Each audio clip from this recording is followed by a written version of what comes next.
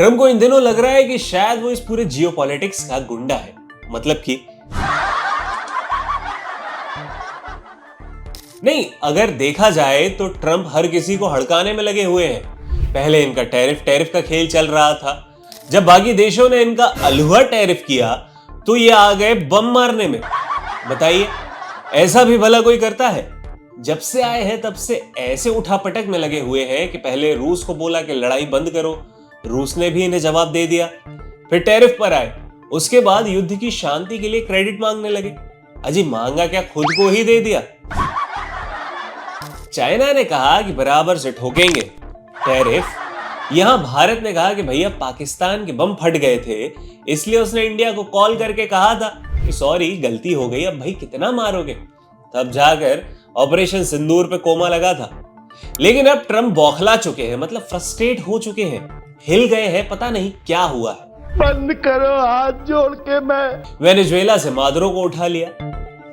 Iran में भी Khamenei की फील्डिंग सेट करने में लगे हुए हैं। वो तो अच्छा हुआ कि इजराइल ने एंड टाइम पे डीआरएस ले लिया। अब ग्रीनलैंड के पीछे पड़ गए हैं, बोल रहे हैं कि मारपीट के कब्जा कर लूंगा। तो पुतिन से पंगा क्यों ले रहे थे? अब उसको सही साबित कर दिया ना कि भाई जिसके पास ताकत है वो महान है। और अब गाजा की पीस मीटिंग में बुला लिया है भारत को, क्योंकि अब ये शांति की बात किस मुंह से कर सकते हैं? वैसे तो ट्रम्प का हर रोज नया ही मुंह, मतलब नया चेहरा देखने को मिलता है। अब ट्रम्प की चाहत है तेली बनने की, मतलब जहां तेल दिख रहा है टूट पड़ रहे हैं। कल मेरी सब्जी में तेल ज्यादा देख लिया था तो इनके मुंह में पानी आ गया। चलो बहरहाल ट्रम्प को समझना मुश्किल ही नहीं। अब आ जाते हैं जरा सीरियस मामले पर। आसार जो अब बनते दिख रहे हैं जिन्हें हम कभी नहीं देखना चाहते। सारी दुनिया का युद्ध, लड़ाई, तबाही, शायद वर्ल्ड वॉर 3। जरा सोचकर देखिए, चारों तरफ बर्फ, सन्नाटा, सफेदी से ढका हुआ एक द्वीप है ग्रीनलैंड। लेकिन इसी जमी हुई धरती के नीचे आज दुनिया की राजनीति उबल रही है।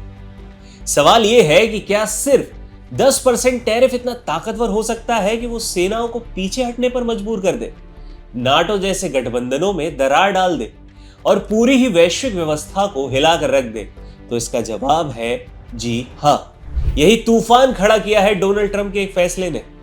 डोनाल्ड ट्रंप ने यूरोप के 8 देशों पर, Germany, France, Britain, Denmark, Norway, Sweden, Finland और नीदरलैंड पर 10% का टैरिफ लगाने का ऐलान किया है।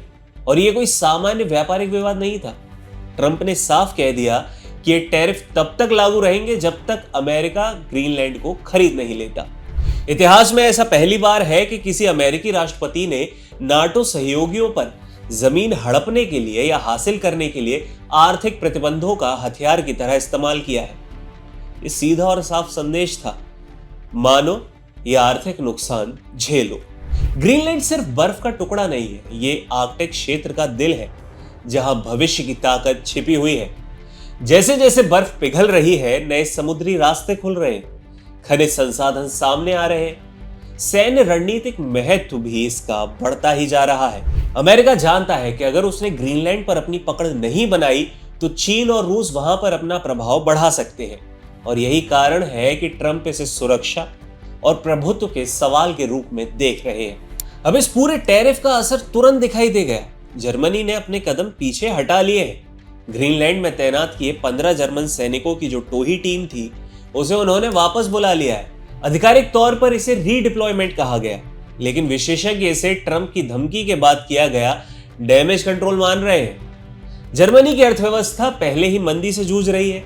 ऐसे में अमेरिका से ट्रेड वॉर झेलना या एक लड़ाई मोल लेना उसे भारी पड़ सकता था और इसी के चलते उसने ये कदम उठाया। हालांकि जर्मनी ने सैन्य स्तर पर कदम पीछे लिए हैं, लेकिन राजनीतिक स्तर पर यूरोप झुका नहीं है।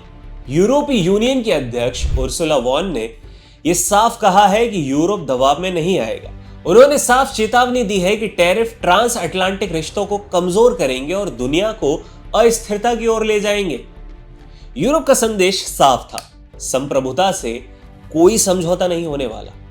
यूरोपीय यूनियन की विदेश नीति प्रमुख काजा कलास ने भी इस टकराव की कड़वी सच्चाई सामने रखी है।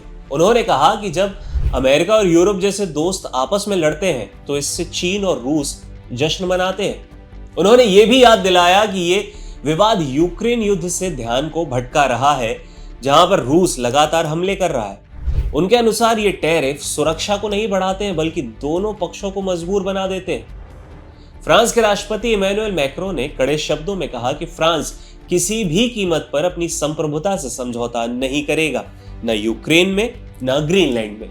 वहीं ब्रिटेन के प्रधानमंत्री कीर स्टारमर ने भी ये साफ कह दिया है कि नाटो सहयोगियों पर टैरिफ लगाना पूरी तरह से गलत है और ये गठबंधन की भावना के खिलाफ है।